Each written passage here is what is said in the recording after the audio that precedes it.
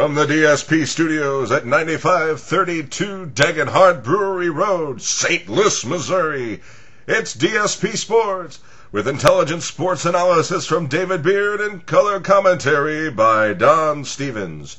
Here's Dave and Don. Welcome to DSP Sports. I'm Don Stevens, and with me is David Beard. How you doing, Dave?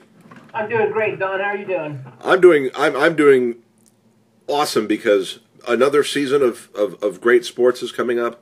We've got NASCAR on our plate. We have got the NBA still going on, the NHL, the PGA has started up. So there's no lack of sports awesomeness to talk about. I mean, we even have baseball players reporting to spring training now. So, I mean, our plate is full. It's like the universe knows that the NFL is over, and we need all this other stuff to fill the void. Well, I think that they plan it perfectly because NFL is a huge void. Yes. Well, the big thing throughout the nation, though mostly the South, that will fill that NFL void is NASCAR.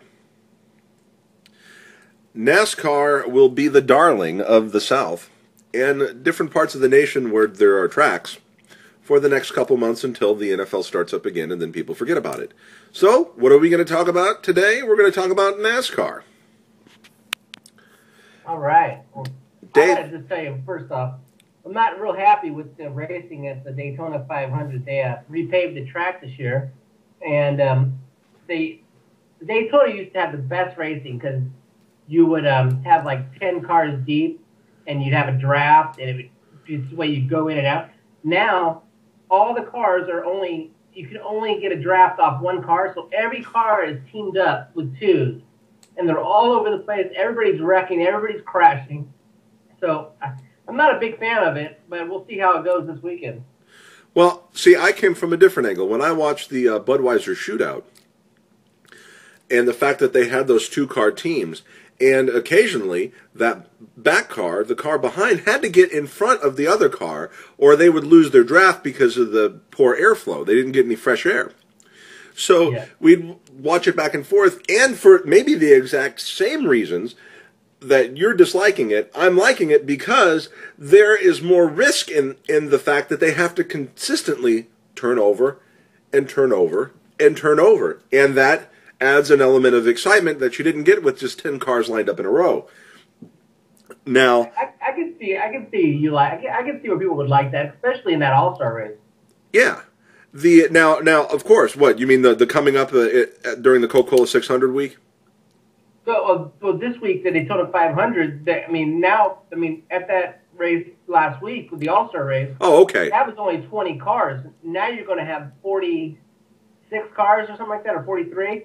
I mean, if you get to the back for any reason at all, it's going to be impossible to get to the front now. It seems like. Well, I don't know if you've got a partner, and you can get some momentum. But I did notice during the Budweiser shootout, that as they were driving, sometimes two cars would get together and really try to make some time, but they would start going too fast and lose something. They would start passing people, and they would really start pushing, and as they moved forward, it's like they'd lose a little control, and they'd have to break apart. But if you're someone like a Tony Stewart, who has a history of being able to come from a lap behind to win a race, and you hook up with the right person, and you play your cards right, I think you can find a car that's a lap down, finding his way into the lead. Well, NASCAR also, because of the track, are concerned about the speed. So they've made it so that all the engines now overheat very easily, so they have to switch more often. Whereas last weekend you could push for a long time and the engines wouldn't overheat. Now if you push too long and don't rotate, your engine will explode.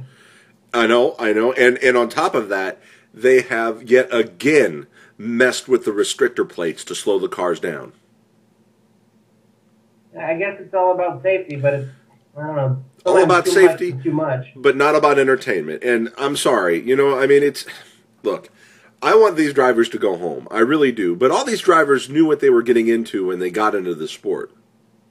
And the more, can you imagine if they lost somebody on the 10th anniversary of Dale Earnhardt's death? I think they're really being overly cautious this weekend.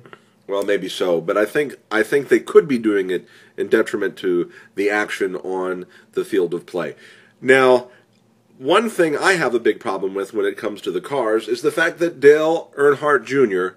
won the pole at Daytona, but wrecked his car in practice and has to, while he'll start at the front, he has to fall back before the race starts and be the last person on the lap. This bothers me, Dave. Do you know why? Because he earned it. Yeah, he earned it. And when a quarterback has to change his helmet, they don't make him go back another 15 yards. And when they change a ball, when the pitcher uses a different ball in baseball or a different glove in baseball, they don't make him pitch from the second base. In any other sport, when a piece of equipment is changed, they don't penalize the player for changing that piece of equipment. Yeah, no, you're right. And it's not just him. There's like 4 or 5 top drivers that have wrecked this week that are all going to be coming from the back. So you might be right, man. With Dale Jr. back there, I think Logano's back there. I think even Carl Edwards might be back there. So there may be some good guys to push to come up front. And they will. Yeah. Because they're the consistently good drivers. Even though Dale Jr. hasn't won a race in a long time, he's in the hunt a lot. His car that got wrecked was the fastest car on the track by far. His qualifying time was way better than second place Jeff Gordon. So it was a shame that car crashed because it was the best car at Daytona this week. Another car that did well in practice and reached really high speeds was Casey Kane's car. Yeah. He reached high speeds, and so did Jimmy Johnson's. But they're messing with the cars. They're switching people out. I think NASCAR needs to do something about that. I mean, I understand that a lot of it is about the car, but then again, they say that these drivers are athletes. Well, if these drivers are athletes, what maybe they should do is whatever replacement car they bring to the track, NASCAR needs to inspect it, needs to go over it and say, okay, this car passes our inspection, this driver starts in the front like he's supposed to. That sounds good to me. I mean, it's always been this way, and if they changed it now, everybody would say, oh, it's because Dale Earnhardt Jr. and NASCAR's doing it. I think it's the right thing to do. But I do think that these guys are athletes because, I mean, when you sit in a car for 600 miles at 100 degrees temperature, that's tough. And, I mean, well, except for Michael Waltrip. He doesn't look like an athlete anymore. But other than that, I think they're athletes. Has Michael Waltrip gained a little weight? Yeah, have you seen him? No, I haven't had a chance to actually. He's a big boy now. He only participates in a few events a year now, but because he's a car owner, so. So that's where all of Tony Stewart's extra weight went. Yeah, apparently. Because Tony Stewart has slimmed down, I guess, in the hopes of gaining a few miles per hour. Yeah, maybe. Well, Danica Patrick should win every race if that's the case. Well, here we go. We've got the Daytona 500 coming up, and we've got a new thing that we're going to do here on DSP Sports. David and I are going to compete against each other in NASCAR, but because neither of us can fit in the car right now, we're going to do it on paper. We're going to have the DSP Cup, and every week, Dave and I are going to pick the drivers that we think will be in the top 10, along with the winner, and a driver that we think that we know for sure is going to wreck. Every time one of our drivers that we pick makes it into the top 10, we get a point. Whenever someone we pick wins, we get 5 points. Whenever the person that we think is going to wrecks, we get another point. So basically where we're at is we have a point system about as confusing as NASCAR itself. But because there's only 2 of us, both of us will make the chase. Awesome.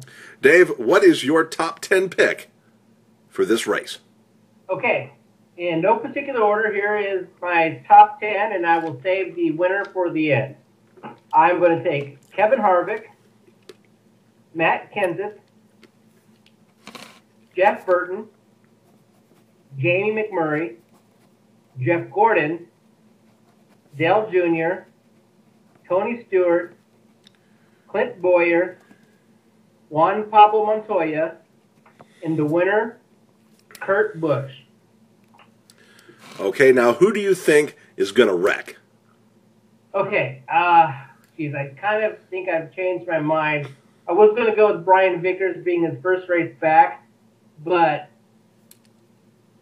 you can almost guarantee every year at the Daytona 500 that Robbie Gordon will turn it around. So I'm going to go with Robbie Gordon. Robbie Gordon is your wrecker. All right. Now, my top 10, and I will pick the winner for the last. And you'll be able to tell that this is I'm thinking from the mind of fandom here. So as the season goes on, I'll get more into technical. Jimmy Johnson will make the top 10. Robbie Gordon will make the top 10. David Rudiman. Robbie Gordon will make the top 10. David Rudiman will make the top 10. Juan Montoya will make the top 10. See what I did there? Tony Stewart will make the top 10. Mark Martin will make the top 10. Matt Kenseth will make the top 10. Kevin Harvick will make the top 10. Jeff Gordon will make the top 10. And on the 10th anniversary of his father's death at Daytona, Dale Jr. will make the top 10 and win. Wow, that's huge. My guaranteed wrecker for this race, Joey Logano. Oh, I had him in my top 3. That's funny. Joey Logano is going to wreck this race. I had it written down on my list here. Brian Vickers, Robbie Gordon, Joey Logano. Those were my 3 because Logano's wrecked almost every race this week. There you go. And there's a reason why. You see, I'm not as in tone to it from last season, how these guys did it the second half of last season, but I've been watching. I'm shocked. Robbie Gordon, what's the deal with that? You know, I've seen him in the past really, really perform. And then get caught up in a wreck or wreck someone or whatever. So I'm just going out. I've just decided that on this race, I'm going to go ahead and say Robbie is going to be in the top 10. Now, keep in mind, man, I may be way off. You know what I'm saying? I may be way off. Maybe I should have given Dreamy there, Casey Kane, Dreamy Eyes Casey Kane that spot, but I didn't. I've already made my picks, and I'm going to stick with them. Like I said, I think if anybody was to look at our picks, they would say, Dave, what is wrong with you? Where is Jimmy Johnson? And they say, Don, what is wrong with you? Where is Kurt Busch? And Dave and Don, what is wrong with you? One of the fastest cars this week, Casey Kane, is in neither of your lists. Yeah, like I said, in retrospect, maybe I should have picked Casey Kane instead of Robbie Gordon, because you know what? The reality is that when Casey Kane wins, all of our sex lives get better. That's just reality. You know what my thing is? I didn't pick him in the top 10 because I think he's going to have engine problems in his first race with that team, and I think he blew his engine on last Saturday night. So I don't have good feelings about him. Well, he's, from what I understand, not been very consistent in the last couple of seasons. Well, now you know where we stand for the Daytona 500. Ladies and gentlemen, watch the Daytona 500, pick your own, and keep score with us here on DSP Sports. The Daytona 500 is supposedly the biggest race of the season. It's like the Super Bowl, but it's the first race. David, my favorite race of the season is the Coca-Cola 500. What's yours? I like the races at Talladega and Richmond. Talladega is my favorite. Talladega is your favorite? Yeah. All right. So, Ricky Bobby, you're pulling for him? Yeah, always. The Wonder Bread car is amazing.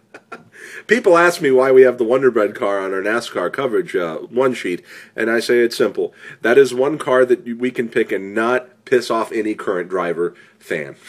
Absolutely. Well, ladies and gentlemen, this has been DSP Sports. We are so glad that you watch or listen to us here, and we want you to do it again. So we'll see you next Friday here on DSP Sports. Say goodbye to everyone, Dave. Take it easy, everybody. All right. What did I say? That's good.